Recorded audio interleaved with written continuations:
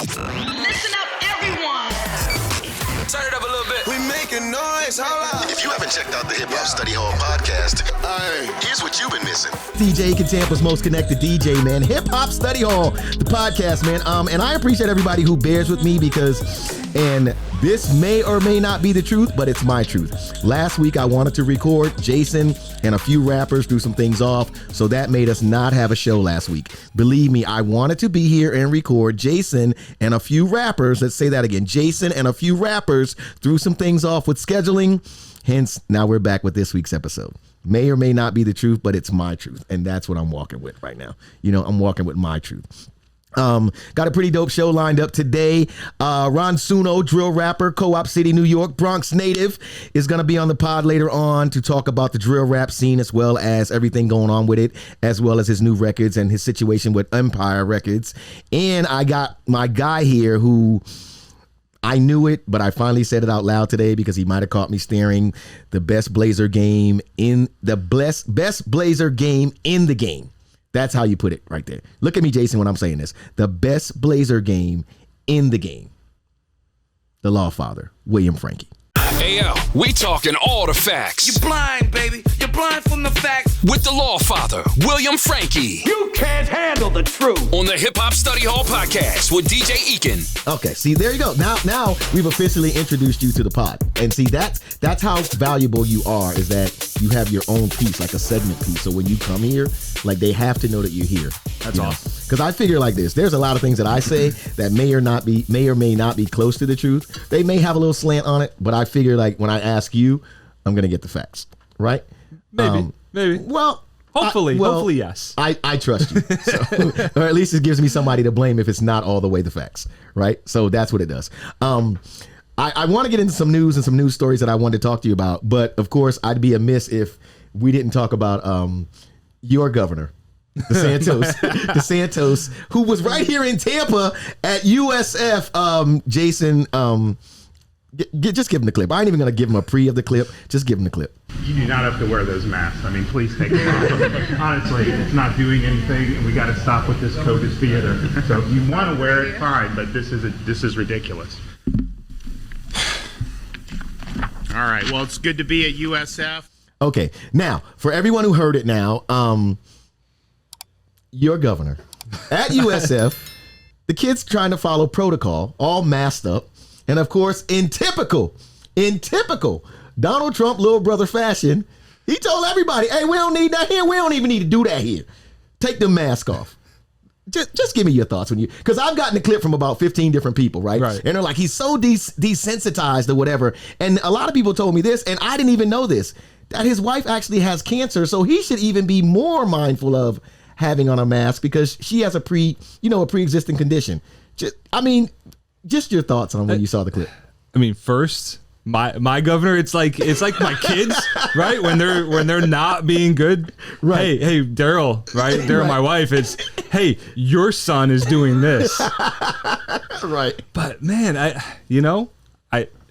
like him. Like he's my age, right? So I'm like, yeah, let's go. And then he does dumb stuff. Like, come on, dude. You know, everybody in the world knows the microphones are on. So either you wanted everybody to hear this and know that you're trying to be, the big guy in the room. Dude, you're the governor. Of course you're the big guy in the room. Right? And yeah, are the USF kids, look, they're college kids. Are they being smartasses? Maybe. I mean, you remember being college age? Yeah, I remember it. And there's a small chance that they probably would have been doing the same thing. Right? Maybe for less political purposes because I didn't really know much about politics back then. But, just to be a pain. But in the kids' defense, though, like they're still kids, though. Right. I guess what bothered me about it was how he just turned around and almost like scolded them, right? When still there are certain, like in certain areas, there are kind of mask mandates are still kind of out here, right? Like not saying that Florida has followed them in a while, but they're still kind of out here, right?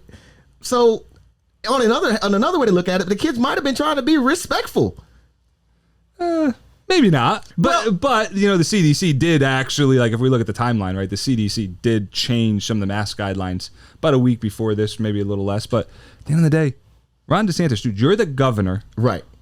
why are you taking this stance with a bunch of college kids? But just have a little more presence about you, right? I mean, we talk about being professional, acting like a professional, and as a lawyer, and you just the way you carry yourself, right? And it really, I think it kind of took him down a peg to go down and be, hey, I'm going to scold you for wearing a mask, versus just ignoring it, walking up to the podium, do your thing, say what you got to say. Move on.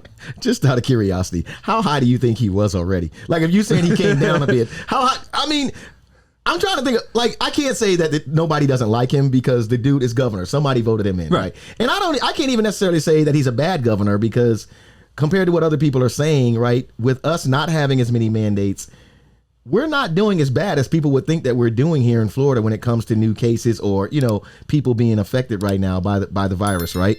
So maybe in a sense, he's not doing so bad with some of the things that he's doing, right? But dropping him down a notch, I don't know. I don't know how high up that dude actually is, and that just could be my opinion. I mean, there's only 50 governors, right? There's only 50 state governors. When you put it that way. They meet with the president a lot, right? You'll hear the president talk about meeting with the state governors, and so it's a powerful position, right? I mean, I wouldn't mind being governor. Maybe let's work on that. Franchi Ekin, governor and second and guy with the best connect. Yeah. That's all I need to be, is the guy with the best connect. You're the governor. I promise I won't even call you late. I won't call you after the club. I promise I won't even call you when I'm leaving the club. And he'd be like, yo, you want to call? Man, I'll call the governor right now. I can see that's me, right? Walking in a Hard Rock at like 4:30 in the morning. That's awesome. Bro, I'll call the governor on you. Yeah, sure you will. Bro, I'll call the governor on you. And you be answering the phone like, dude, come on, dude. Like, I got this job now. You just can't call here. You know what I'm saying? Maybe. Maybe. I wanted you to come here today because a couple of things have happened on the scene here in Tampa locally, as well as, and you know me, I always have these hip hop questions for you, right? Because I always have these things that, to me, on a serious note, I think that there's so much misinformation that goes out there when you're talking culture or when you're talking people in the comments, right? Things like that, that I want people to hear, something. I mean, I trust what you tell me on this because I think that you know the law from being an ex-police officer as well as being a damn good lawyer, right? So that's why, I'm just not a fan of keep giving people misinformation. Right. I'm a fan of barbershop conversation. I love all of that. But I think at some point too, though, we need to get some real facts out there, especially when it comes to the next generation, right? Because they take things and just be like, well, I could do this because I saw Lil Bootsy do it, or I saw DaBaby do it. I could do whatever. And no, you can't. Like take for example right now. And this is probably not something that I sent you, but something that you've seen, right? Let's talk Kanye West right now, right? Kanye West and Kim Kardashian are, for lack of a better term, Kim has asked for a divorce. Right. From what I'm hearing right now, Kanye's doing everything not to grant her divorce. Look, here's what's crazy about it. Kanye's doing everything not to grant her a divorce, but dating women that look like her while also telling her, I want to get my family back together. Like, it's the most confusing thing ever. It's like a gigantic group text that I'm trying my best to get out of, but every time I hit mute or something, the iPhone's not working out and I keep being in the message. It doesn't matter. Like, I keep being there, right? So what I wanted to ask you about the Kanye thing, because a lot of women have come on, line and started to speak about this part, right? Like, Kanye has done so much publicly, right? He's talked to her about the kids online. He's talked about Pete Davidson online. He's threatened Pete Davidson. He's done all kinds of things. And then he even went online one day and said, my phone has not been hacked, holding a sign that says it's me making these text messages, right? And I'm getting to my point, people, I promise. And then the latest thing I saw was he was filing a motion to not allow his social media or things that he said on social media to be able to be admitted in his divorce proceedings. Some of the women that I saw in the comments, some of the things that they were saying, and even some posts were saying, if Kanye West were anybody else, if he were me, DJ Ekin, I got a couple of thousand. I ain't got billions, though. I got a couple of thousand, right? I would be locked up for harassment. There'd be a restraining order. There would be something going on.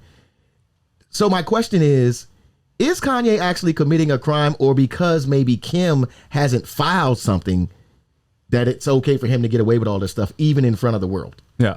So, and dude, you've done a great job today making me feel really old. Okay.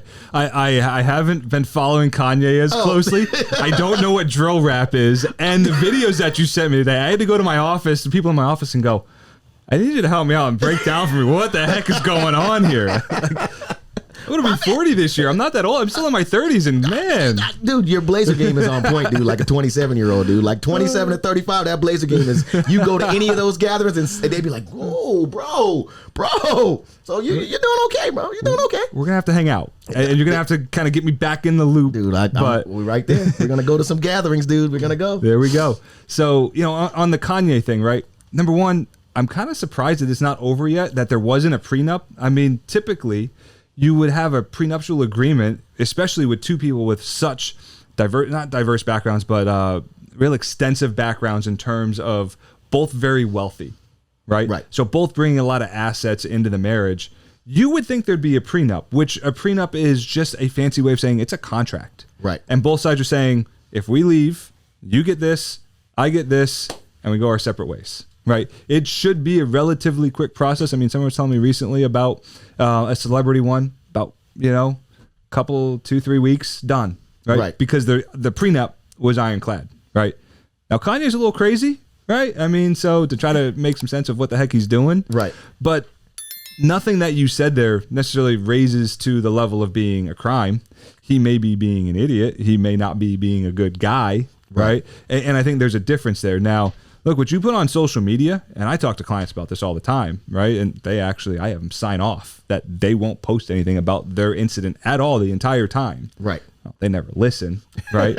But at least in Florida, all of that's discoverable. You can get all of that information. So when we're in a lawsuit and a divorce proceeding is just a lawsuit. They, in family law, they change the names around a little bit. So you have a divorce proceeding versus a lawsuit, but it's the same thing, right? Right. And so you can go get that. You've made it public. So, and what the courts have said is, even if you've made your profile private, everything in there is accessible.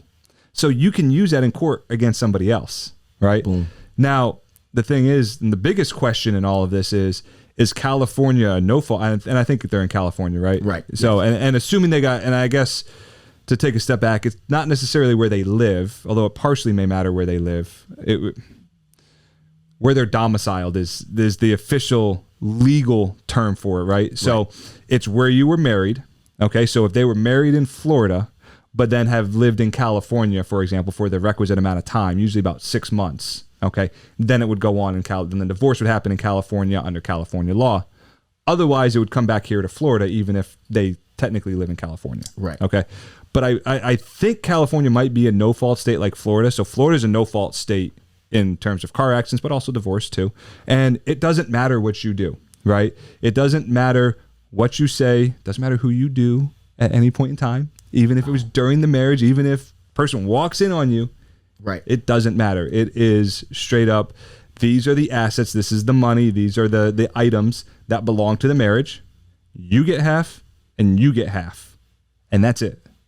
Now, you can fight over child custody and the timing, and maybe if there's some items that may or may not be marital, what's called marital assets, right? That, hey, you have an inheritance from somebody dying, so that's yours and not the spouse's. Right. But everything else, split 50-50. And then even childcare is, there's a little bit of wiggle room, but it's, the idea is to get, as much as, pretty close to 50-50. And then child support is just a straight up worksheet. And it's person makes this, the liabilities are this, and this is the amount of child sharing. And it's really simple. But I mean, they're heavily contested. Right.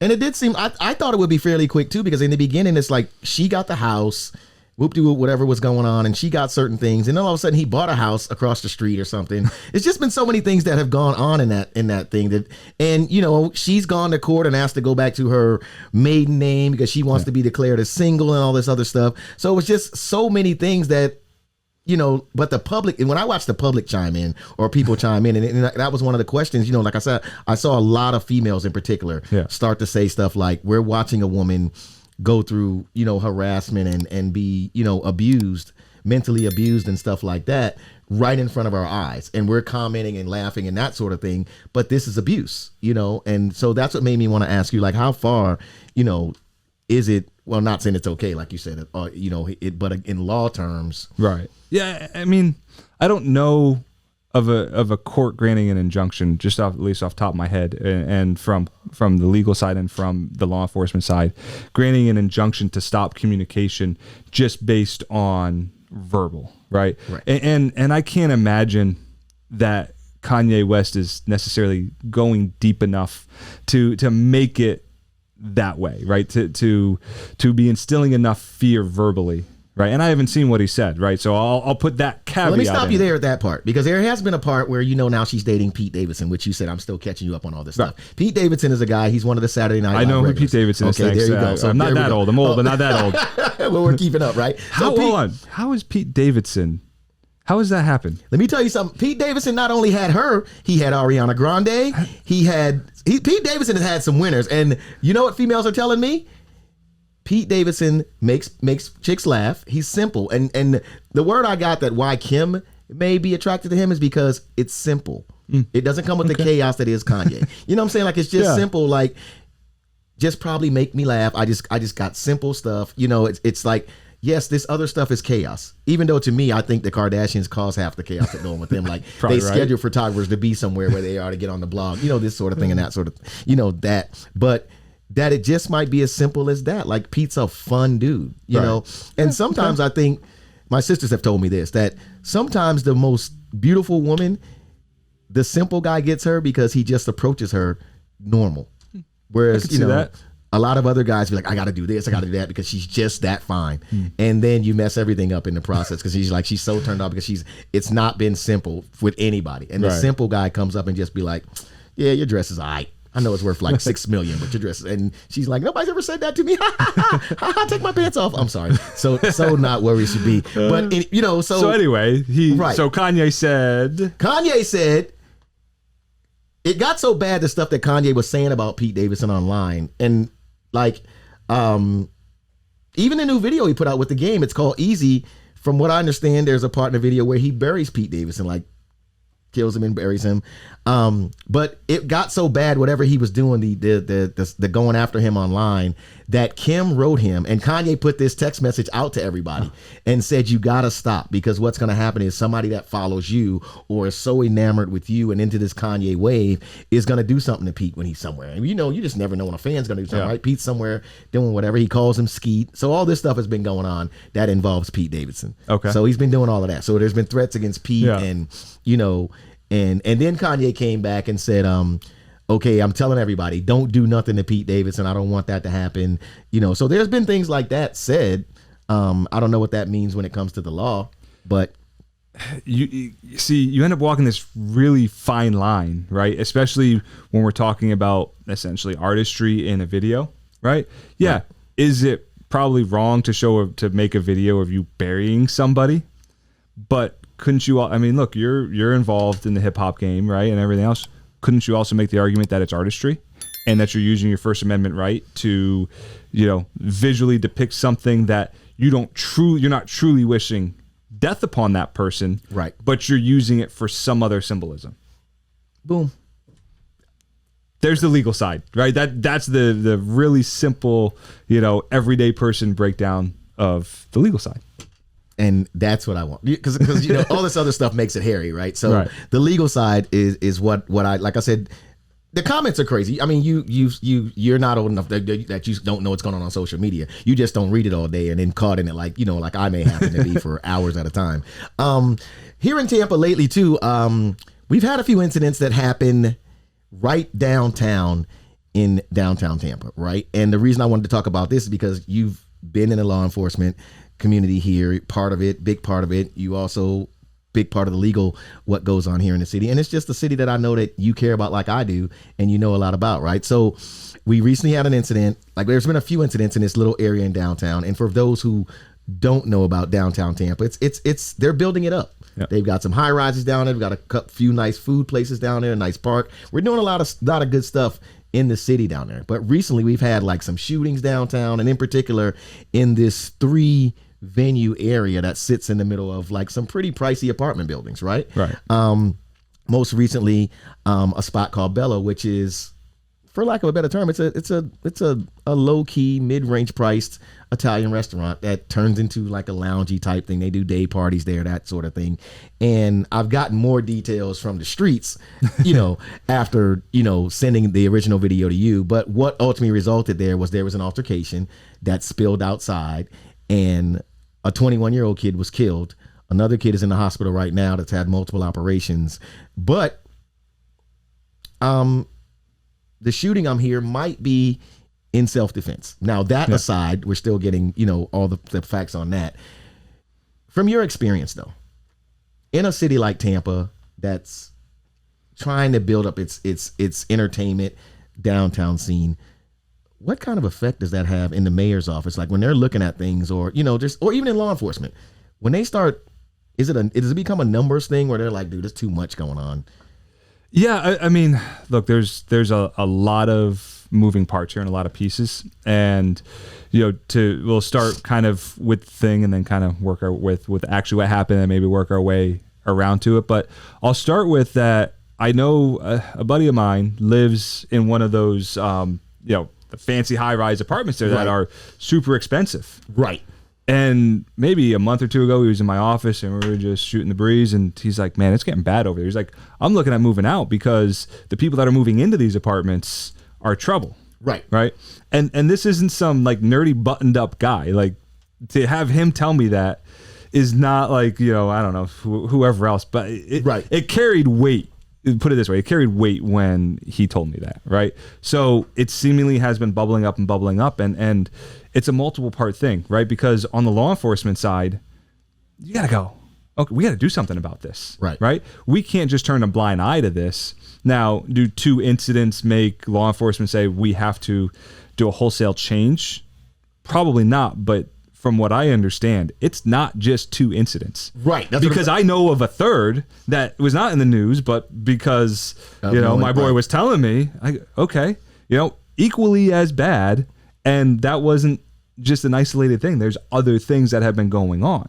So, to them, and look, part of it may be how many of these things are reported.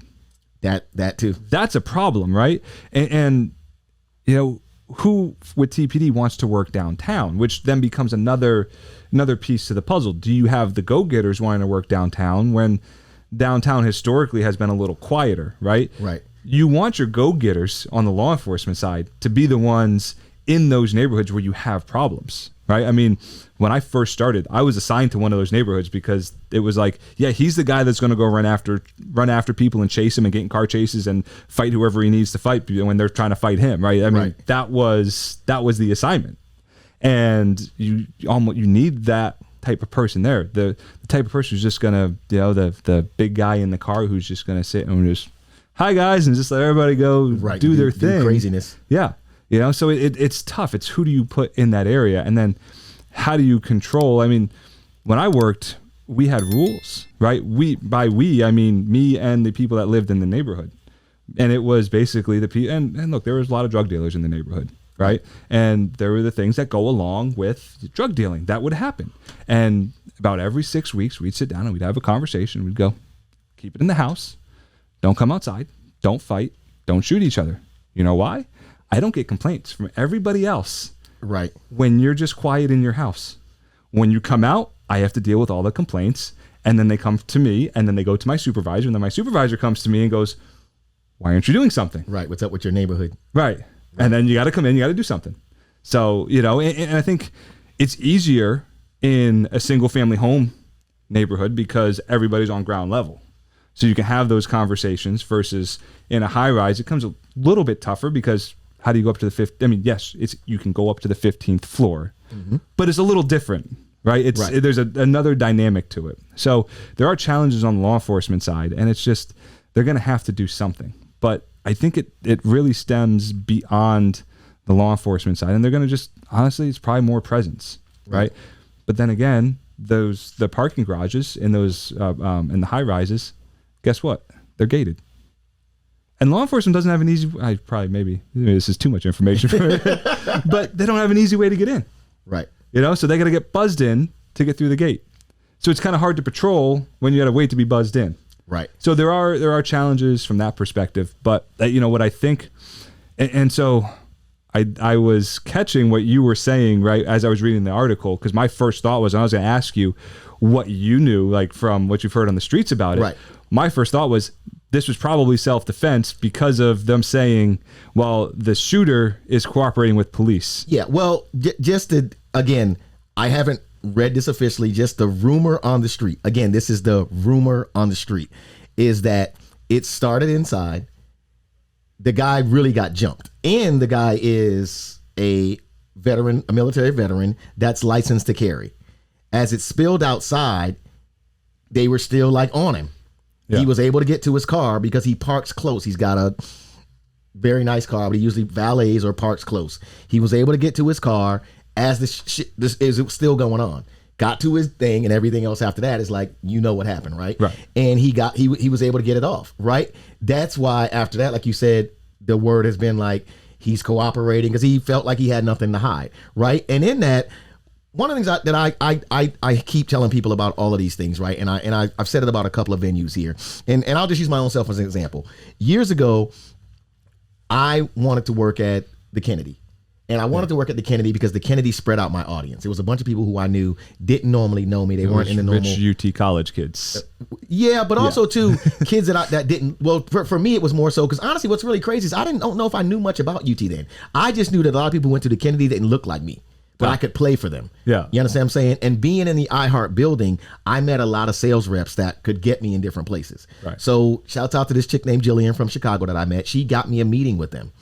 And the first thing they said to me was, yo, Ekin, man, we love the brothers, man. But, if my club turns black. Because everybody is also, to me in Tampa, not everybody, but a lot of people don't want their club to turn black per se. Because once it turns black per se, it gets this stigma on it, right? And then you can't seem to get everybody to come, right? Right. So as long as it stays kind of a mixed up, but it's not known as a black club, because that comes with guaranteed we're frisking people at the door. There's a metal detector. And I get it. Everybody doesn't want to be in that environment. But a lot of people want the money from that environment. Yes. But my response to them when they said that, and the reason I bring this up was I said to them, I said, look, you control that.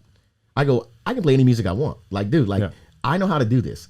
But you control that. And what I said to them was, what you can't let, not even just black, but to me, what I call the hip hop audience do to you is disrespect you. Because here's what the hip hop audience will do.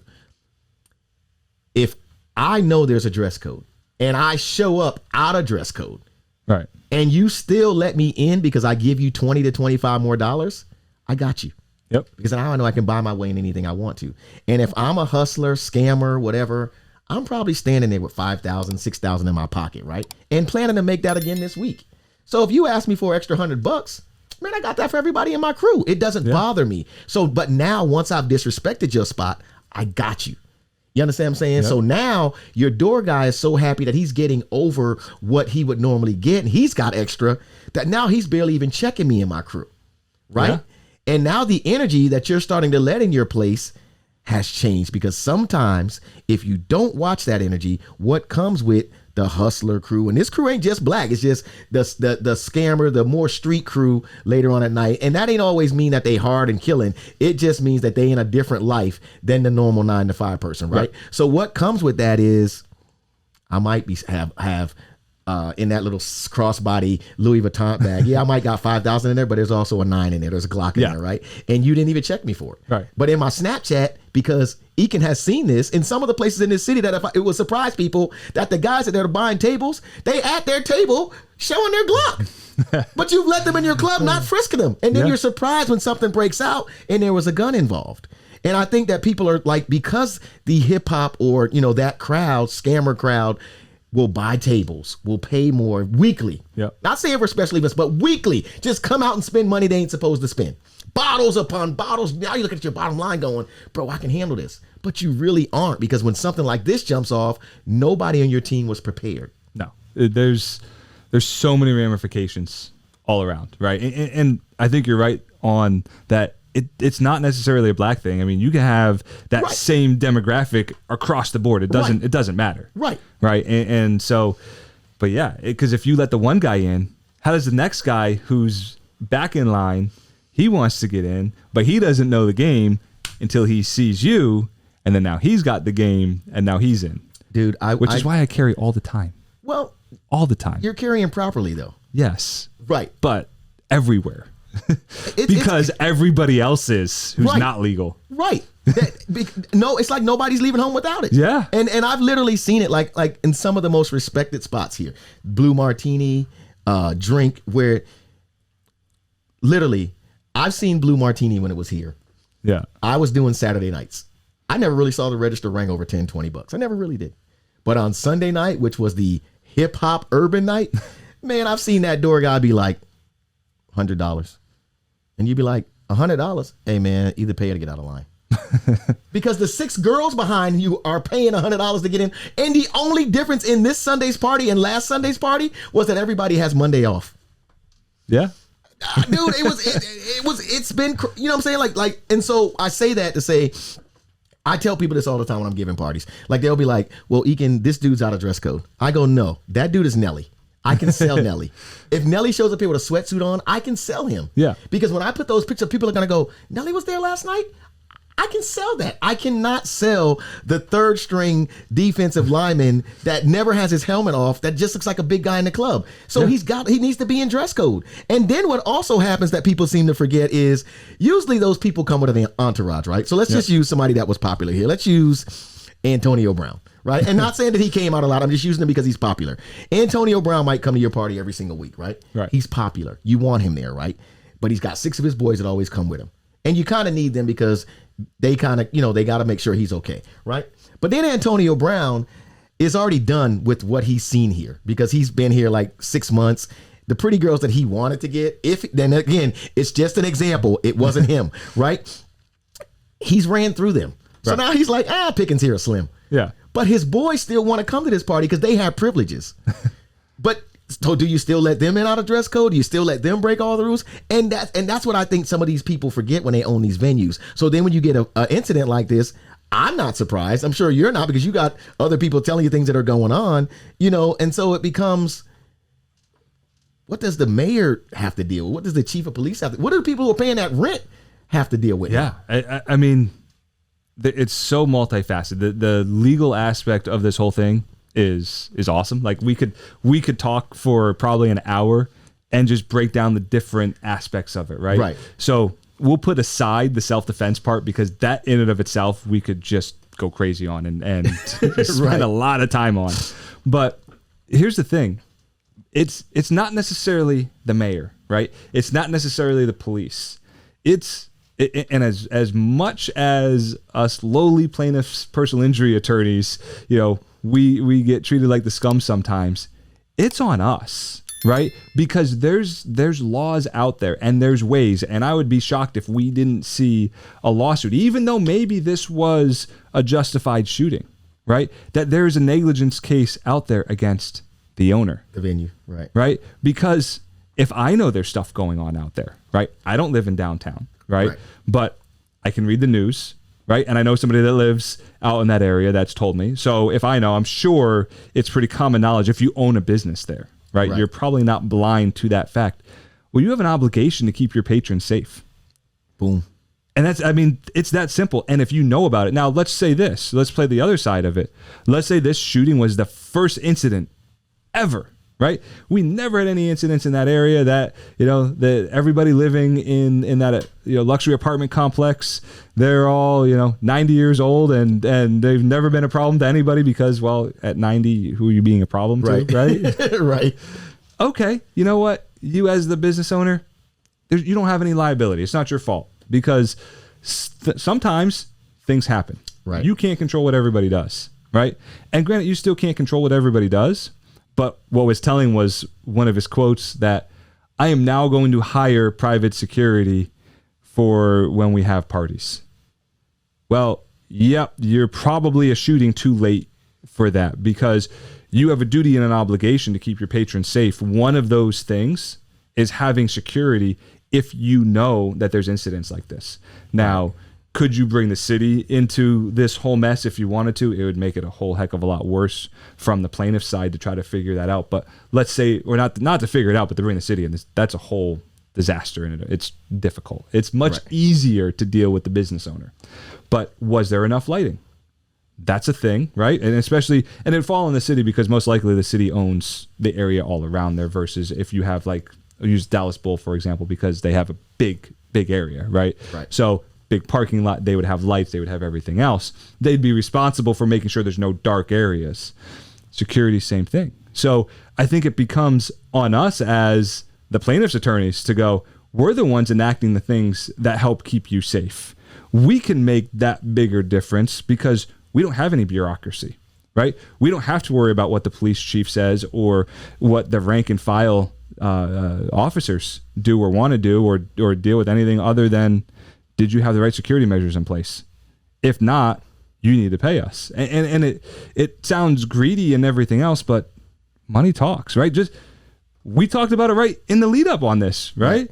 What are they concerned about? The money in the cash register. Who's paying the tables? Who's doing all of that? Right. Well, the only way we can do anything is to get money. And if they like it coming in, they sure as heck don't like it coming out. Yeah. Boom. So basically what you're saying is there's a lot of moving parts even in that. Oh, yeah. Yeah, it's fascinating. But yeah, so it would be a negligent security type case, okay, is what you would look at. And they probably have security there. Maybe, I guess by his quote, maybe they don't have anybody. Adequate. But adequate would be the thing. Something more than just somebody checking IDs at the door, right?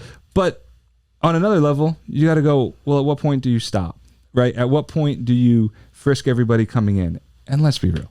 I've been to places where they've patted me down and I've had stuff on me, right? So it's like, it's kind of a joke because you look at where they pat you down and you go, okay, yeah, I know exactly where I'm going to put it. And I'm just going to tell you it's my belt buckle. Thanks. You know, maybe. Yeah. Hey, Jason, can we maybe not put that out there, everybody? Man. Yeah. Like I said, the comments and stuff make me want to have these conversations with you. And so when I have these conversations, I learn a lot, and I hope people listening learn a lot too, because the law is very different from the hearsay, you know, and what we talk about in a barbershop or a hair salon or nail salon, right? You have people in there sometimes that you'll be like, oh my God, you're an actual lawyer. You're giving us facts, as opposed to, man, let me tell you something right now. My homeboy said, you know, this one right here. Okay, so did you know about DaBaby? Well, so I watched the video. You're going to have to break this down for me because I didn't have a clue. Now, all I know is I want a jacket like the bandana jacket. That looks a puffy, multicolored bandana jacket. Oh, so that's a little bootsy. I think that, you know, that could be pulled off as a nice blazer game. Okay. Now, before I get to the bootsy clip, let me bring you up, if you haven't been paying attention to what's going on in the media. DaBaby, pretty big rapper the last couple of years. Big record, Suge. I mean, just probably like top 5 in the last couple of years, even with the pandemic going on. Originally from Charlotte, North Carolina. Just his history. Since he's been on the scene, like, he's just kind of done a lot of things his own way. One of the biggest incidents that followed him, though, along with the records, was he was in a Walmart one day, and a guy tried to rob him, and he killed the guy. In Walmart. Okay. Like, I'm not sure whether when he took the gun from the guy or whatever went down, the guy wound up dead. He wound up getting out of it because it became a self-defense case. The guy was, from what I understand, tried to rob him. But since that has happened, it's been one of the things of DaBaby's legend too, because every song I feel like DaBaby, if he doesn't kill me, he smacks the hell out of me, at least. Okay. He has also slept with my girlfriend every third song. That's just how DaBaby moves. That's just, I mean, because I mean, don't get me wrong, the dude's super popular. He's got a lot of dope records. So even all that aside, like, I love his movement and what he's done. But he has been in a couple of incidents, right? Most recently, a big one was, there's a young female who was, her name is Dani Leigh. She's signed to Def Jam, originally working with Prince. At the age of like 17, 18. Yeah. Choreographed one of Prince's videos before he passed away. And a pretty good artist in her own right. But no ways the level of DaBaby. Just this chick that she's had a couple of records. Like, got a really big record with Chris Brown on a remix. A lot of dancing videos. Where I kind of discovered her at was not only the remix of the Chris Brown record with the Chris Brown record, but when Drake was doing the whole Kiki dance challenge. Kiki, she had one that Drake shared and it went viral or whatever, right? So that's where her space has been. But most recently, they were dating. Right. And she was the girlfriend or whatever. And next thing you know, she was pregnant. and she had a baby by DaBaby. Right? So There you go. That's now I'm bringing you up, and then one night we're on the internet, and here comes DaBaby live on his Instagram live, and on his IG live though he's arguing with her, okay. telling her that she needs to leave his house. She gets on her live. They're going back and forth. The whole incident shakes down to be that whatever they were going through, he told her she needs to get out. She's like, how does she get out with a newborn baby? I think the baby might have been a month and a half years old. It's just a bunch going on that's not the part I want to get to. But in all of this, as the internet does, everybody else gets involved. Yes. Her brother, an aspiring artist in his own right, he comes on his live, which is now getting a little bit more hype because he's her brother. And he challenges DaBaby pretty much, tells him like, yo, like when I see you, it's on site. Yo, when I see you, you want to act like that with my sister, this, that, and the other. When I see you, it's on site. I never understand, with all the money that these guys have, how come no one ever has anybody's number? Why do they come on live and tell us? Like it's like nobody has anybody's number to be like, yo, bro, I need to talk to you, bro. Yeah. Like, I don't know how it's going to go. But to me, once it goes on live, we record it, we start sharing it, we all start giving our opinion on it, whoop-de-whoop-whoop. Okay, now that I've brought But now you up, you have to act on it. boom, which brings me to where we are now. Yeah, I mean, you're well, in the world of hip hop, yes, that's what it calls for. Yeah. In the world of hip hop, in the world of you doing this and you doing that, the next step is, are you really going to act on it, or are you just chasing clout? Because a lot of the comments were clout chaser. No one even knows who this kid is. He's Dani Leigh's brother. Yeah. Even after he posted all the stuff, I still to this day don't know his name. I just know he's Dani Leigh's brother. Right? That's what I know. I mean, that's what the headline says. Right. So. And then again, I'm not trying to do more research. I listened to one song. I wasn't trying to hear that either. Right? Because I didn't ask you to be a rapper, dude. But that's a whole nother story. Okay. Now, I got you there. Then, the next step in this debacle, DaBaby in a bowling alley with his crew, having a good time. I'm not even sure what was going on there, but he's in the bowling alley. Now, if you are any kind of a rapper like DaBaby is very much a mover of his social media. Goes live, tells you where he's gonna be. Like, he's just like that. But he's also told people too, like, look, man, I'm not afraid of nothing. If you bring it to me, it's gonna happen. And he's always said this. And I respect that. Like, he's just like, bro, I know I'm a rapper. I'm still trying to figure out this industry game, but I've been out here, bro, so don't just approach me any kind of way. Like, I've seen people try to do stuff to him on video, and it's just been a couple of different incidents. Which is kind of ridiculous. I feel like a lot of it's for show. Well, on both sides. Yeah. But anyway. Right. The next piece that happens, and again, everybody, keep following me with this story. DaBaby and his crew and other people are at the bowling alley. I'm not sure if this is a party or whatever it is, but the bowling alley has a lot of people in it. And DaBaby, of course, being who he is, he's the center of attention. Yeah. And in comes Dani Leigh's brother. He shows up. Now, not forgetting that, remember, you and we just discussed this. He said it's on site. Right. In the world of hip hop, for those who are not keeping up with the terminology, on site means as soon as I see you. I don't care if we're in Publix. I don't care if we're at the doctor's office. I don't care if we're at the car wash. As soon as I see you, it's on site. Yeah. In the world of hip hop, right? In the world of urban culture. What we got on video was the brother standing there. I don't know how many words had been said. Yeah. But from every angle, the next move was DaBaby swinging on him. And then the next move was they were on the lanes and her brother was getting dragged by his hair. He pretty much just got beat up by about 4 or 5 guys. Right? Then, I saw that, and I couldn't figure out who the heck was who. Right. It was kind of comical, though, because they were on the lanes and could barely stand up. Yeah. Right. Yeah. Brilliance, but anyway. Yeah. So, my question to you, and I want to get to this Bootsy clip, because Bootsy kind of thought, kind of the way that I've been thinking, right? First of all, you knew DaBaby was not going to want to have a conversation because we know how this guy is. Right. Right. In his defense, he shouldn't want to. Like, it's all been done. And honestly, I didn't argue with you. I argued with your sister.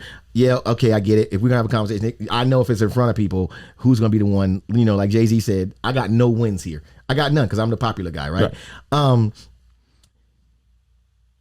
Bootsy's take on it was Dani Leigh's brother simply went so he could set up the lawsuit. Because what has happened since this incident is, I'm not sure if any charges were pressed, but he has filed a lawsuit. Right. I was aware that he did file a lawsuit. Right. He's filed a lawsuit.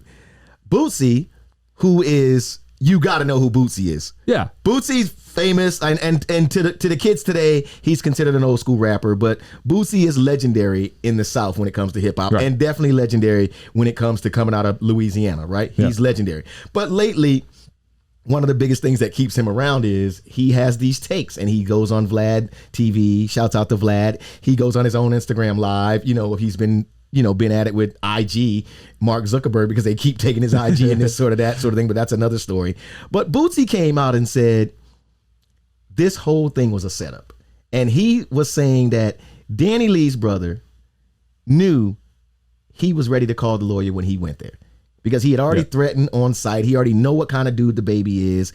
If you really planned on fighting, which Dani Leigh's brother came out and said later, if he'd had one or two more people with him, why did you go there by yourself? Like, you knew you were going to get jumped. Like if me and my boys are somewhere and somebody comes to start something, I ain't going to lie to you. I ain't going to say it's right, but they probably getting jumped. If they came looking for trouble, they're probably going to get, I'm not even saying it's right, but that's probably what's going to happen. And it's just what happens, right? Jason, let's play the Bootsy clip. And Bootsy, like I said, he had a real direct take on this. And then I want to get your take on, is there an actual lawsuit here? And this is maybe gonna be fun. Yeah. So Jason, let's get the Bootsy clip so that everybody can hear what Bootsy says. And it's kind of direct and right there. Bootsy on Vlad TV talking about DaBaby and Dani Leigh's brother, the incident. With a great bandana jacket on. Yeah, that part. My sister no more. It's gonna be some real short shit. I'm finna get some money out this nigga, so I can take care of my little whatchamacallem and just stun on this nigga ass. I be thinking the other way. That shit was a setup, man. You go to the bowling alley like this with all these people, you know what's finna happen. I'm finna sue your ass. The lawyer was already cocked, man. It was a setup, man. Yeah, they ain't together no more. We finna eat off you. We finna try to eat off you.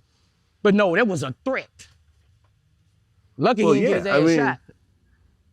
Yeah, I mean, he was talking a lot of shit and saying it's on site and everything else like that. You keep saying it's on site, bro. Like, how can you tell somebody is on site who done been in dramatized situations?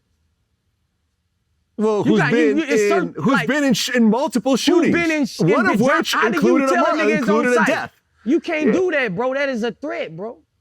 That is a threat, bro. Any way you call it, everybody trying to shit on my boy, yeah, I'm going to stand up and speak how I feel. A lot of people ain't going to feel how I feel.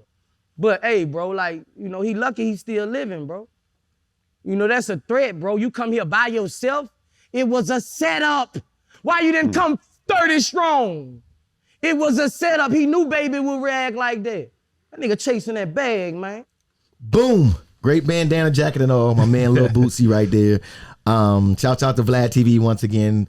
So Bootsy says, period. Setup, man. He knew he was going to sue when he went in there. Is there... I mean, look, this, if you're DaBaby, right? First off, on his kid's birth certificate, is he listed as DaBaby? That part DaBaby on DaBabies? Anyway. we probably should check that, right? Lawyer joke for the day, anyway.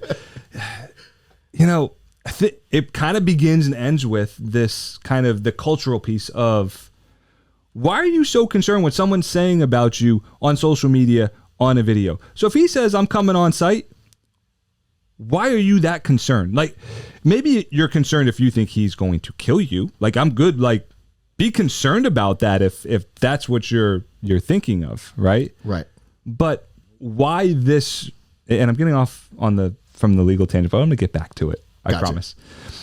Why are we so motivated that we have to protect our ego, right? Just because somebody said something on social media and then they show up where we are, right?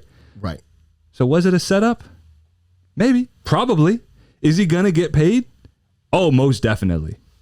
So let's break that down as to why. Look, he said something. Can I stop you before you get to the why? Well, in hip hop culture, and I always have to defend hip hop culture. Not that you're disrespecting it, but I have to, because I've talked to more than one artist, right? And rappers are in a very different place when it comes to violence. Some of it we bring on, some of it they bring on themselves. It's just the way the culture is, right? And so, and again, I'm not defending DaBaby and all that he does. I'm not.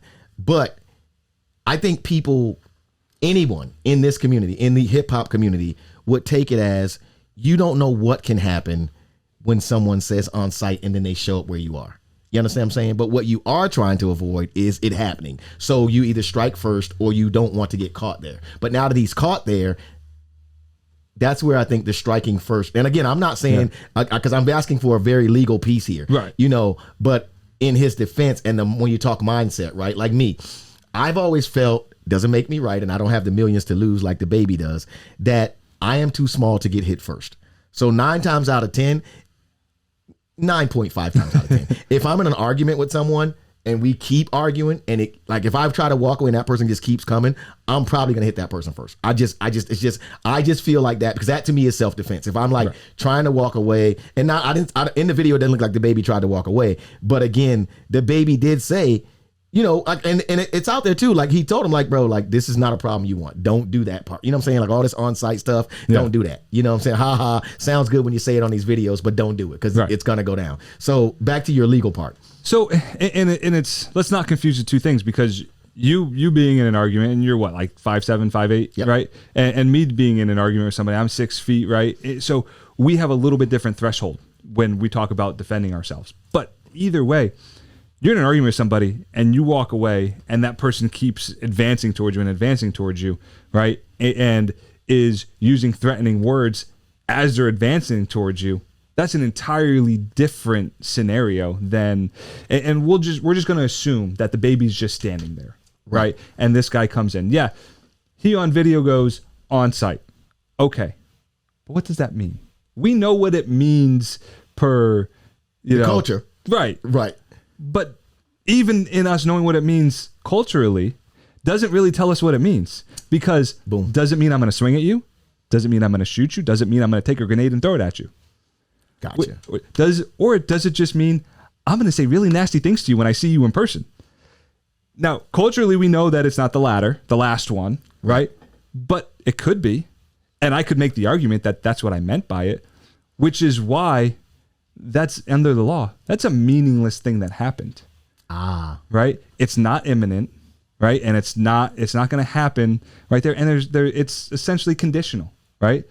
I could tell you right now, we're sitting right next to each other. Ekin, next time I see you, it's on, and I'm going to shoot you. No, guys, hypothetical, right? I'm not going to shoot Ekin. It's not going to happen. Right. Okay? That's not an assault. I didn't assault you at all. It's not imminent. I don't have the means to do it right now, and it's conditional. I didn't break the law one bit with that statement, right? But in the barbershop, that's a threat. Right. Right. Gotcha. But so we. I mean the way we talk about it though. I don't even mean like it. If it happened. I mean like when you're doing homeboy law though. It's like, man, he threatened me right there. Yeah, and I think under the law, and I say I think because there's no true black and white right answer. Right. Anytime you're talking about the law, everything is some shade of gray or some interpretation of all of the facts. Right. Right. But let's say, and we'll get back to DaBaby's piece, but let's say I do see you in the parking lot and I had just said that to you. Right. You would have a right to be a little bit more concerned. But what if I just walked right up to you, stuck my hand out and shook your hand? But as I'm reaching my hand up, you just turn around and shoot me. It's not really self-defense because I didn't really do anything. Right. Now we're in that same situation. I've already said what I said and I go, I'm going to shoot you. And I reach into my jacket and you shoot me. I might not have committed an assault because maybe I just have a pen in my jacket. Right. And because I don't have the means and it's not imminent. However, I would say you have an absolute duty or an absolute ability to defend yourself in that situation because I've already threatened you, even though it's not technically truly a threat under the law, right? But you have that perception going in. I tell you I'm going to do something to you as I'm right here with you and I reach in my jacket and you don't know what I'm reaching in my jacket for. Boom. So, there's that scenario. DaBaby, be a little bit smarter when you have lots of money and you are a big name, right? Look, as we were joking about that, I'm old, right? And, don't know what the heck's going on. I know DaBaby, right? Right. I'm not sure I could tell you exactly which one of the songs is his, but I know I've heard his songs before, right? And so we'll go with, if I know you, you have some level of star power. Right. Be a little bit smarter, right? don't swing first. Now, the problem is we don't know what was said. But from what I could see in the video, nothing started off until that first swing. Right. He didn't. Like, her brother didn't charge him per se. Right. Nothing like that. You know, so I'm concerned about your words, right? If I'm DaBaby, I'm concerned about your words and what you said on video. To me, it's more of I'm protecting my ego. And because the hip hop community and hip hop culture says, I have to do this to you, I'm going to do it. Maybe it was a setup, but what does it matter? Right? At the end of the day, yeah, maybe it makes this lady's brother, a dirtbag because, this was his plan all along. Right. Maybe he goes, this is my payday. Okay. Doesn't make him somebody I want to hang out with, but is he wrong? No, not. I mean, on the eyes of the law, no. Like to me, everything I've seen thus far, everything we've talked about, the only one in the wrong here is DaBaby, at least legally, right? Right. And I would think very easily you come in and you file a suit against DaBaby, and it probably gets settled very quickly and quietly for a ton of money, right? But you're ultimately liable for that. You did it. You took the action. Is that $250,000? Oh, I mean, I don't know what his injuries are. I'm guessing probably not that significant. Although he did get kicked a lot in the ribs, so maybe a couple broken ribs or something. Honestly, I think a lot of the value of it is going to come down to how quickly DaBaby wants it to go away. Right. Now, if you really wanted to get crazy, we could tie this story in with the story about Tampa, and could you bring the business into play? The bowling alley. The bowling alley, because we come right back to that negligent security concept. Could we say that there's been incidents at this bowling alley before, and you don't have the requisite security, and therefore you are also responsible for this happening, not just DaBaby being responsible for it happening? Wow. That's why I bring you here, to confuse me even more. No, that's not it. No.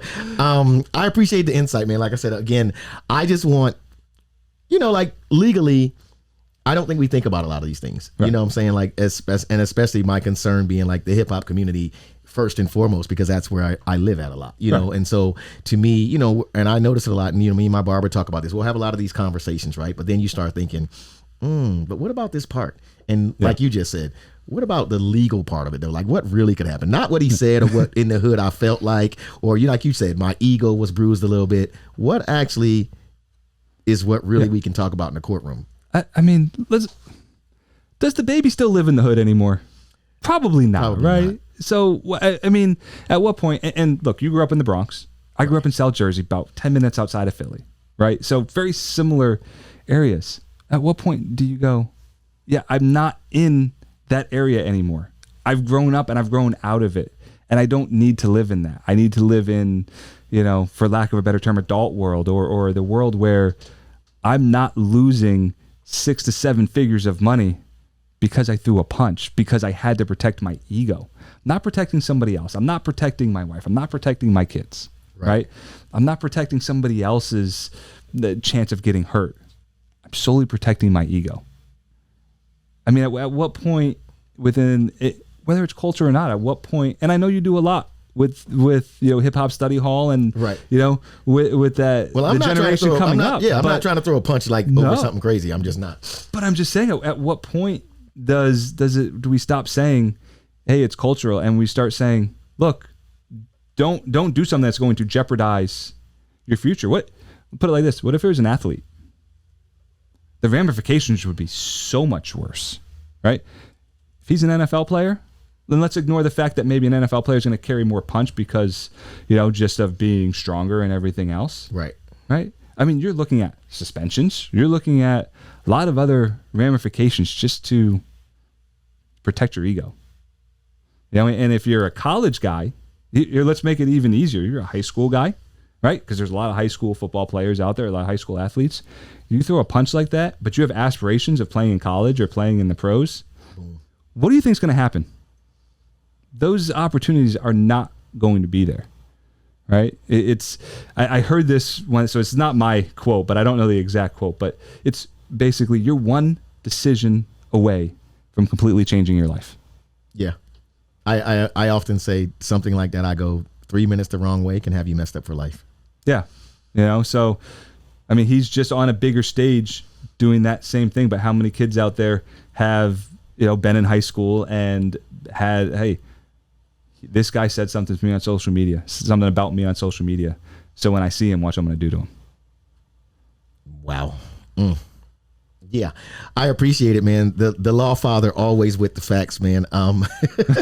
Dude, I just want the community to do better as a whole, man. And not even like DaBaby's doing bad, because I think he's a superstar, and I think that he's still got, I think DaBaby can be in acting, all kinds of things. But like you said, if it becomes a point where, like, I definitely don't think he's even remotely as big as R. Kelly was, right? And look at how they took him down when it all shook down, right? Not that he's in the same category as R. Kelly with, the stuff he was doing, but it doesn't matter how big you are. It can all be like, they can find a way to just ruin you if they want. And I just don't know how many more chances he has, with these kind of incidents before they go, you know what, we're done with this kid. He's not selling that many records. Yeah, absolutely. And I don't want to see that, man. Where can they find you at on social media, sir? So just check out the Lawfather, all the socials. TikTok, we're doing a ton on TikTok. Yeah, I see you moving around these different spaces too. I see lots of things happening. You've even like had some dress up in some of these things. You've got wardrobe stuff that I've seen you with. Yeah, we're keeping it fresh. Oh yeah, see, you're in touch with the times. Yeah, I'm not the old guy in the room. I'm not 40 yet, so we're good. Dude, you're not gonna be the old guy in the room anyway. Dude. You'll be fine. You walk, dude. Let me tell you, you're fine, dude. Like you said, and the best thing about it is you don't even walk in a room like trying to be the young guy. Like you're just a cool guy, dude. Like that's it. I appreciate that. That's that. You know what I've learned? Like even when I be rocking with a lot of these like 19, 20-year-olds, that they like it because I don't want to be them. Right. Like I don't want to be you, dude. Like I'm cool. Like I don't want to be you. Like I don't want to have to spend my whole life in front of a phone trying to be famous, dude. I'm already cool. Like I'm already cool. Like this doesn't make me cool, like or whatever. But man, again, the Lawfather. You'll come back soon if I send you some more madness to your phone. Whenever you invite me. Yeah, dude. But it's so crazy, and there's lots to talk about because stuff just keeps happening. It does. And if you want, we can go back to the Tampa shooting and look at the shooter side of it and talk about self-defense. You know what? Because that's a great Florida topic. I mean, we've had so many, that it's the same as the Trayvon Martin and George Zimmerman. How about we do this? This is because that's what I want to do. I want to go back and look at that from the shooter side. We'll get a little bit more research on that.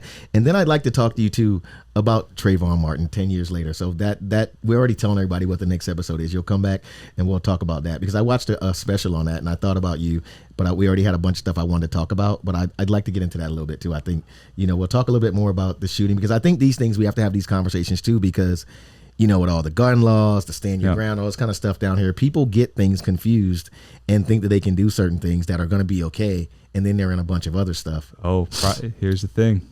Because I've done stand your ground motions before. I actually have one pending right now. Wow. And they're kind of fun. From the legal side, right? They're kind of fun. And in Florida, we're kind of the Wild West. Yeah. Well, so that's it. That's what we'll do next week. We'll come back. We'll talk more about the Tampa case downtown. We'll get into stand your ground, and we'll talk about Trayvon Martin 10 years later. Sounds and kind good. of what it means to everybody, including me and yourself, man. The Lawfather. I just like saying the Lawfather. I think it's the coolest thing ever, dude. Willliam Franchi. We'll have you back next week. That's a fact. Where can they find you at one more time? I'd like to get that out there. At the Lawfather, all the socials. Check us out there. Dude, boom. Your man DJ Ekin, Tampa's most connected DJ, man. As I told you, I'm on a mission, man, to look into this drill rap scene just a little bit deeper, man. And today I feel like I'm even more connected. I get to reach back into Bronx, New York, man. Co-op city action. Shouts out to everybody in the BX right now, man. They don't got the weather I got here in Florida. I ain't mean to just leave y'all, but you know what I'm saying? My man Ron Suno in the building, man. What up, man? Ron Suno, I know the vibes, man. Thanks for having me, man. You know the vibes. We working. Dude, taking over everything. I appreciate that, man, and respect the fact that you moving. So let's get into it real quick, man. Like, how are things right now for you, man? I see records are moving, videos are moving. How does it feel as opposed to, let's just say, a year ago? How it feel? I feel like everything elevating for me as far as like putting everything in order. You feel me? Because I feel like before we was just trying to stamp everything, you feel me, just trying to solidify a spot in the game, just to connect the dots with certain people, meet up with certain artists, beat makers. So right now I feel like everything copacetic, like everything is more organized right now. So like a different level a lane we're going in right now. Right. When we talking organized, I want to get into this because what I want to do with every episode here at Hip Hop Study Hall too is I want to learn something, right? So when you started out, I'm sure it was you, your crew, your family doing a lot of the work on your own. So when you say organized now, is that because of the situation you've created with Empire and the bigger family that you have around you, helping things move? Yeah. Yeah, it's like right now, I feel like the more organization is like everything is more strategic. So it's like before I was more so trying to find my own producers, trying to find my own engineer, and just get people that understand my sound. I'm at a point where it's like I got people around me that know what I like already, so it's easy for me to navigate every situation from what I want to do. So it makes my vision more clear. Right. How old are you, man? How old are you? 21. So 21, and when did you decide that it was time to take this music thing serious, being up in the Bronx? I started rapping at 2013, so I was 13 years old when I started rapping. Wow. I was 13. So you know what they say, take 10 years to master something. So it was like it really took me like a couple years like in the thing. So I say like around 2017, 16, I started really taking it more serious and understanding like what music industry really is. Right. And as the drills, so let me talk to you about how this lane that you're in right now, this drill scene lane, right? This lane is kind of taking off. When did you because I don't know about mastered, but you seem to have a pretty heavy flow of how you want to handle this drill scene right here. When did you decide that was a lane that you really was like, this is a lane that I can get in and get my space? So like once drill got introduced to New York, that's when I took over that lane in the Bronx. You know what I'm trying to say? Because Chicago had an influence with Chief Keef started, and then Brooklyn started doing drill, and then that's when I came in the lane from my borough. You feel me? Because it's like different boroughs in New York, so we all doing different things. So I feel like when the Bronx was like coming up, I mean not Bronx, when Brooklyn was coming up, I started rapping from the Bronx. You feel me? Right. And that's how I got lit. That's a fact. We got a big record out right now too. This record, Grabber. Yeah, Grabber. Right. That's a fact. I always spoke with Grabber. You feel me? Also, if you're not smoking with Grabber, I would know what you're doing. Look, man. Fact. Who did this? Who did this record with you? What producer you went in the studio and did this record with? Flossy Draco and Kino Beats. That's a fact. I think they're from New York. Okay. Now, the reason I even asked that though is because I watched the video, right? And the one thing I got to give this new generation of hip hop cats like yourself, it's like there is no right or wrong way to make a video to you. It's like it's just all gonna be energy, and you go anywhere, pull out a camera, and that becomes a part of the video. How much fun is that process when you know what I'm saying? Because there's so many things coming out that are not fun in this music. So when you look at that side of it, the creating side, and I'm watching your videos, I can't help but be like, yo, I just want to be at these parties. I just want to be in this scene with them. How does that feel when people tell you that you're giving them that energy? I feel like everything is more organic. You know what I'm trying to say? Like it's more fun when shit is organic. Because I feel like when you plan shit, it don't go as planned. You ever try playing something and they don't reach your expectation? Right. So you gotta always like just go with energy. Like for me, like most of my vids, it just be like the time being because we having a good time. So it's like they don't even realize the camera is there so that you can catch all the fun moments. You feel me? Right. When it's planned, you gotta really like try to get everything to fit the camera. So like that's how I feel. When it's organic, it's gonna be more official. Right. Are we working on a whole project now? We got a whole project out, or we just got these singles out right now? Yeah, I got some singles out right now. I'm working on a project. I'm about to have 12 songs on the tape, so it's gonna be a big tape for me. I ain't gonna lie. That's coming out. It's gonna be like one of my. It's gonna come out like before the summertime. Right. And you got your man Dusty Locane on the remix. How was that? Getting that together? Yeah, I ain't gonna lie, Dusty. That's a real nigga right there. Like that was like more genuine because he went Empire too. So when we linked up, it was natural. He from Brooklyn, I'm from the Bronx. We connected the dots, and then when we did the song, I automatically heard it. I was in Miami. I was like, when I come back to New York, we're gonna shoot the vid. So when we shot the vid, I knew it was gonna go viral. I ain't gonna lie, I knew it was gonna go viral. I just had that feeling. So when you first heard yourself on, those stations that you've been growing up on, what was that like? When you, Hot 97, Power. Lie, like, that shit feel like you know what it feel like an accomplishment because it feel like a video game. You feel me? Like a milestone. Now you play a video game and you got to another level.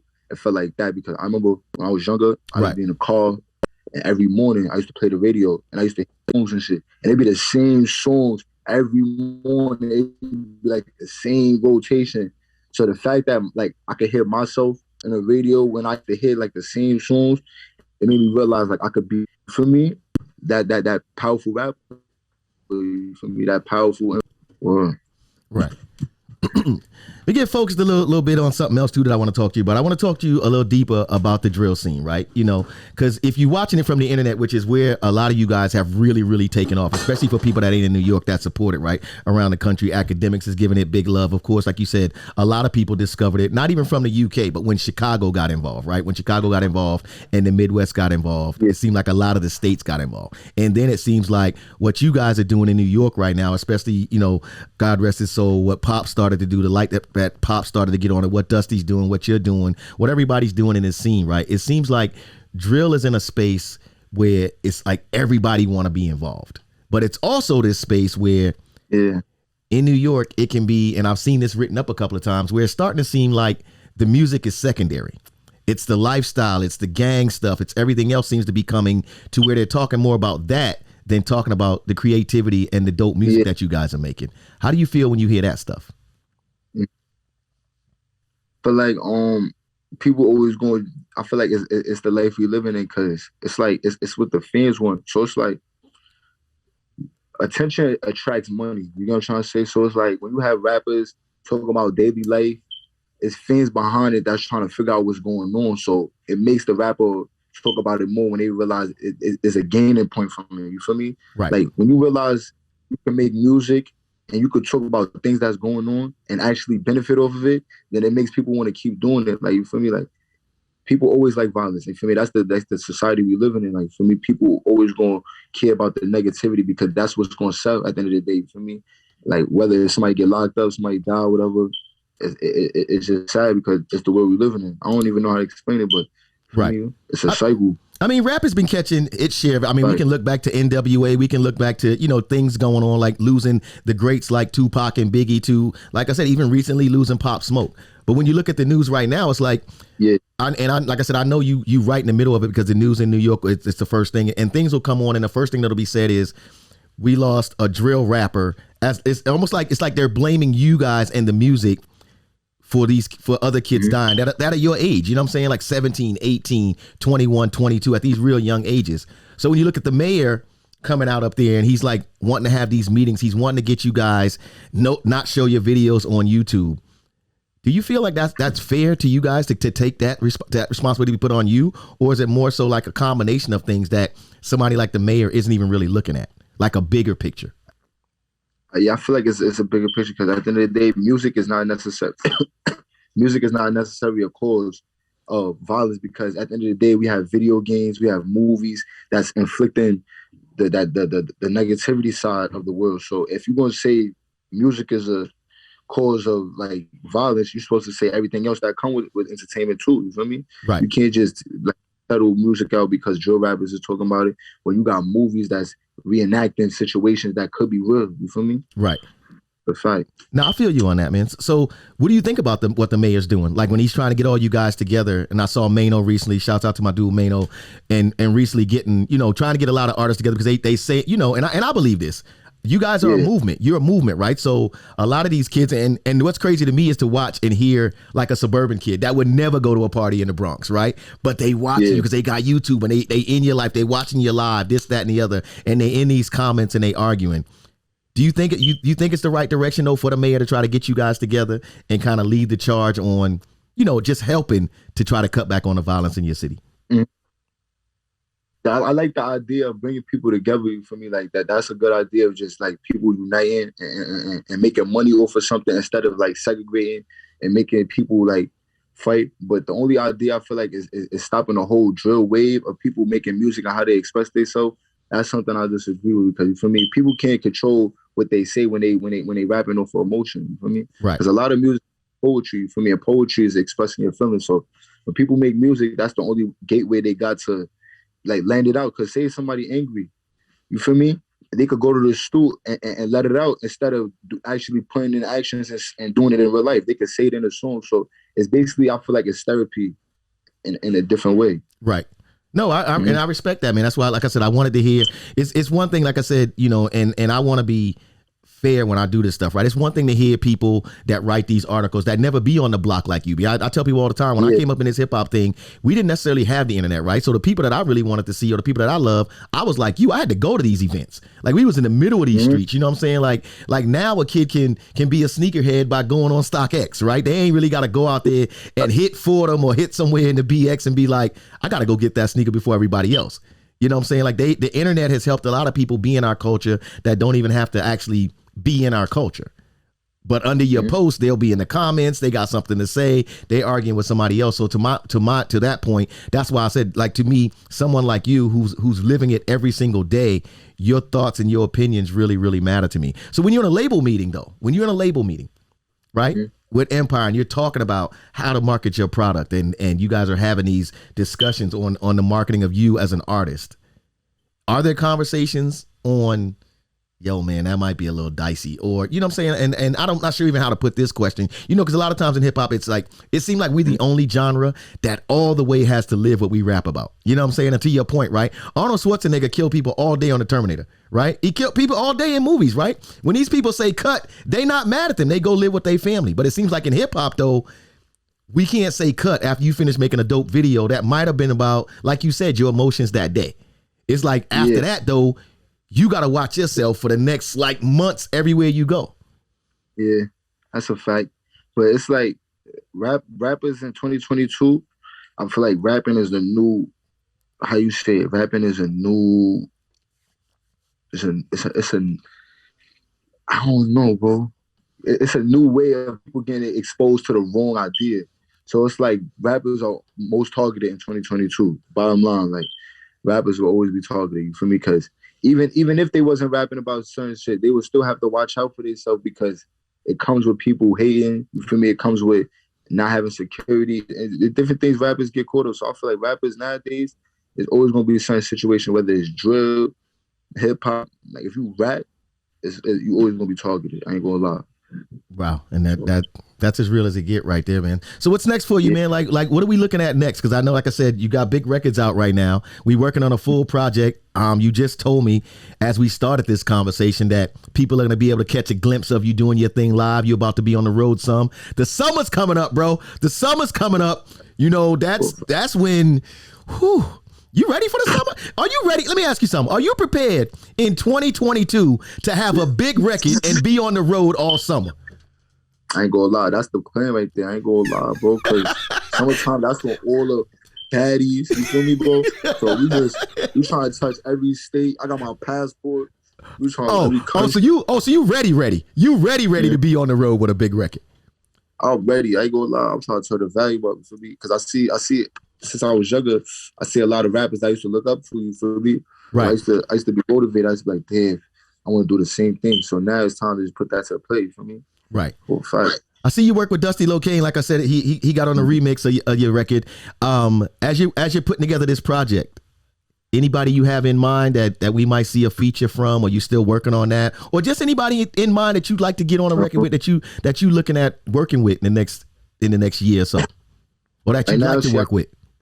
I got a song with my son Rod Swish. We about to drop that and like next week. We about to drop a song next week, me and Rod Swish. Okay. I got a couple more music from people in Brooklyn, you feel me? Like my son JD, you feel me? I'm gonna be JD. He from Brooklyn too. Just a couple of artists from New York, you feel me? I'm just touching ties because New York live right now, so I'm gonna get everybody where they need to be, just like how Atlanta is, because Atlanta together. So New York gotta be together too, for a fact. Speaking of that, right? And looking at the greats, right? Busta Rhymes spoke on this a while back. So and again, I think what's dope about talking to someone like yourself is you on this new wave of New York's on your back, right? And like you said, and I think it's dope too how you're talking about it ain't about separation of boroughs. So you like, yo, if I can work with this person, I want to work with this person, right? So when you look at a city like Atlanta and how they've shown you, them being together like they are is really what blew it up. And a while back, Busta Rhymes had said the reason New York seemed like it fell off is because nobody was really working together. We wasn't really coming together, even being the mecca that New York was, right? Or that it is, right? We weren't coming together. Do you feel like this new scene, especially you and the drill rappers, y'all leading the way on getting that kind of back together? Yeah, hell yeah, because it's easier now. Before, I feel like there was not a lot of rappers. Like, I mean, everybody rap, everybody make music, but the rate that everybody going now is more rappers. So that means the more rappers they become, the more rappers that could be other rappers. So I feel like right now it's a lot of rappers in New York. So they bound to always connect with other rappers. I mean, it's like everybody rap now. I ain't gonna lie. Everybody go to the stool. Right. All you gotta do is go to the stool, shoot a video, have a good cameraman, and get a hit song. You a rapper. I ain't gonna lie. That's it. Nah. It's so easy now. It's crazy, man. That you made me. Oh, I know what I wanted to ask you. Oh, because this was here, and I talked to a couple of artists a while back, and I asked them. So I want to get your thoughts on this. Back in the day, and I ask you these things because I love to see how things have changed in the mindset of, like you said, artists like yourself that's bubbling now in today's how we doing things in this streaming time, right? And I'm sure if you know your history, back in the day, right? Rapper go in the studio for 2 or 3 months to make an album.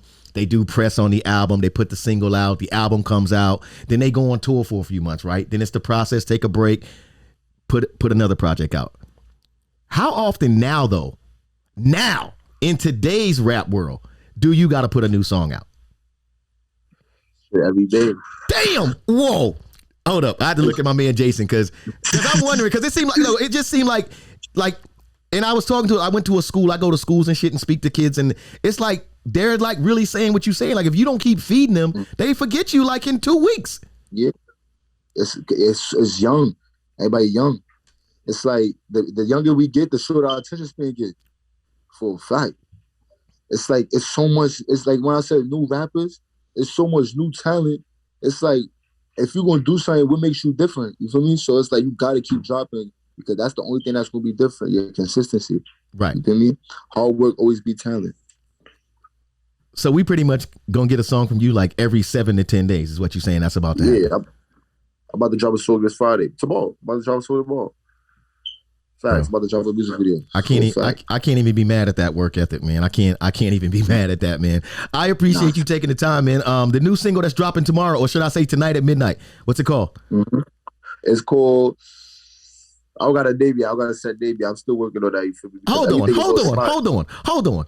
Because I also gotta respect, because seriously, like the new wave, like how y'all work, bro. Like, and I'm not even mad at it. I learn something every time I talk to you. I'm a little older than you, bro. So, and I don't care what nobody say, bro. I fuck with you. I rock with you. I rock with everybody that you know what I'm saying? Like this wave. But I be so surprised at how you work. You know what I'm saying? Like you literally like, nah, I ain't got a name for it yet, but I'll have one in a few hours and it's gonna be ready to hit the streaming services. Like you like, and then cause it really be the fans though. You feel me? Right. Sometimes if a fans is commenting like consistently, like get this, you gotta give it to them. I ain't gonna lie, you can't even wait. So that's what they want. So that interaction, so you deep in that interaction too with your fans on your social media and stuff like that too. Of course, you feel me? I always read my comments. I check my insights. I know where my fans come from because for me to be aware is to be alive, and you can always like capitalize on what you know. You feel me? Word, bro. I'll tell you something, man. Like anybody who don't listen and talk to brothers like yourself that's doing it, you and your team, they losing, bro. Because like I said, every time I talk to someone like yourself, I learned something. Whether you 21, because how you using the technology and how you moving around, I really respect that. And like you said, being able to talk directly to your fans, that says a lot. And then to hear you tell me, I got a new single dropping tonight, Ekin, but I ain't got the name for it. I ain't mad at you, bro. Like I said, I just feel like I'm learning something, bro. And I ain't even mad because sometimes I'll be like, I gotta do this. And you just like, nah, we got the song ready. But I may talk to my fans for a couple of hours and all of a sudden I got a name. I might even change a verse. I don't even know yet. But you ready. It's ready. For me, you just gotta always stay ready. For me, it's like a call. Like rapping is like a call. You gotta always have your engine ready. For me, always keep going. For me, because at the destination, it could be ending. For me, you never know what's on the other side of the world. So you gotta keep pushing. Because people that make music, the goal, I feel like if you're a rapper, the goal is to make something out of rapping. Like people don't want to be 40 rapping. So it's like you become a rapper, you become a businessman, and you become successful. So like that's the goal. Like for me, turn rap into something else. Right. And that's what we're trying to do. So what do rappers like yourself, when you look up and you see the moves that a Jay-Z has made or the moves that a Nas is making in tech. You know what I'm saying? Dudes who laid the foundation, the next set of foundation, or even like I said, like I'm sure, well, you being 21, it was probably Future for you, right? Dudes like that was for you. Who was inspired you, like that made you be like, I could do this? Because you was 13 when you started. So we like 8 years ago. Yeah, that's like a couple of years ago. Future, like, Drake.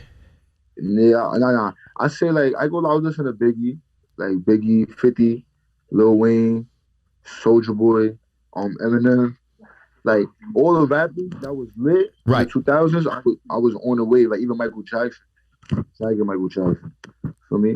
Or nah, man, it's a lot to do, man. I'd be amiss if I didn't ask you this. I'd be amiss if I didn't ask you this, man. Like, to watch what was happening with Pop Smoke and what he was doing for the drill scene in New York, and then to suddenly lose him, which was crazy to me because my thing is, like you just said, we work to get out of like the hood of Brooklyn and the Bronx, even though we know it's a great city, right? We trying to get in a better place, and this dude get killed in $1 million house in Cali. Like, how hard did that hit the drill scene? Damn, bro, I ain't gonna lie, bro, that shit hurt. Cause I ain't gonna lie, between me and you, I met Pop once. You feel me? Right. I only met him once, but you know, I know the people he know. You feel me? We got the same people and shit. That shit hit different because he was on a different type of lane. Right. He took drill to a whole nother level when you talk about music. You know what I'm trying to say? Right. He expanded the sound to another way of people could you feel me? Follow along. Right. And so for him to take it and make rappers really understand, like, damn, you gotta watch out for yourself, even when you leave the hood, because that's the whole goal, is to leave the hood and not stay in the hood. Because if you stay in the hood, 9 times out of 10, you're gonna get into trouble anyways. So when you leave the hood, you still gotta be on your P's and Q's. So that's how you gotta learn. Right. Yeah, man. Rest in peace to Pop Smoke, man. Yo, like I said, man, I definitely want to keep in touch, man, with you and your whole team. I appreciate you taking the time, man. Bro, like it's a lot. I think I'm gonna have to keep following this movement real closely. Ron Suno, single that's out right now. Give it to the people. What's the single that's out right now? What they gonna say? Ron Suno, go get that on all platforms. We're going viral every minute. Everything plus 3 million up. We're going crazy. Bro, I just like how y'all be having numbers in mind. You got goals in mind. And you know what's so crazy? Everybody be talking, like, everybody that ain't paying attention think it's just like, oh, they just want to rap and get in the camera and be in front of jumping on cars and shit. Yo, you really about your business over there, bro. You and your team really about your business. Yeah, you feel me? It's a different type of swag over here, bro. We trying to really make it, bro. Like, this ain't just music, like, because music is 20%. Right. It's 80% business. You feel me? Dude, Co-op City, the Bronx in the building. We got a new single dropping tonight, but we're not sure we're gonna call it yet. We got a new single dropping tonight. Where can they find you at on social media? Right now, my Instagram is Ron Buno. My YouTube is Ron Suno. Everybody tap in. For me, all platforms, we're going crazy. So everybody lock in. I know the vibes, man. Yo, it's DJ Ekin, man. Hip Hop Study Hall podcast, man. Like, I appreciate you, man. Everybody over at Empire, man, and much success. And also, too, man. I'm gonna say this so everybody can hear it. I'm trying to lock in. The brother's coming to Florida soon. I'm gonna try to see if I can get him to swing through Tampa. Whew. Might be litty. Let's go viral. Might be litty. My man. Go crazy. It's gonna be too lit, you heard? Word. Too lit. No, I appreciate it, man. Again, I respect you, man, and I appreciate you stopping through, man. Much success, and let's tap in again soon, man, so I can keep checking on that progress, all right? Most definitely. Nice seeing you, appreciate you, bro. Right. Man, oh man. I feel like we're back now, man. I appreciate everybody rocking with us here at Hip Hop Study Hall, the podcast, man. Shout out to my man, Jason over at Radio Influence. Shout out to Ben, my right hand as well. And shouts out to Ron Suno for coming through. Also, shouts out to Willliam Franchi, a.k.a. the Lawfather, man. And shouts out to you, too, for rocking with us. Don't forget, man, hit that YouTube channel at Hip Hop Study Hall. Download, subscribe, like, comment, all that good stuff. And, of course, wherever you get your podcast fix. I got that part right. Wherever you get your podcast fixed, like, subscribe, comment, and all that good stuff there as well. All right. I am DJ Ekin. Until next week on this Hip Hop Study Hall thing. God bless you, man. Thank you. Stop playing. Don't forget, man. Hit that subscribe button right now so you can catch all the updates and all the haps here at Hip Hop Study Hall. All right. It's your man DJ Ekin. I see you. Subscribe. Hit it now.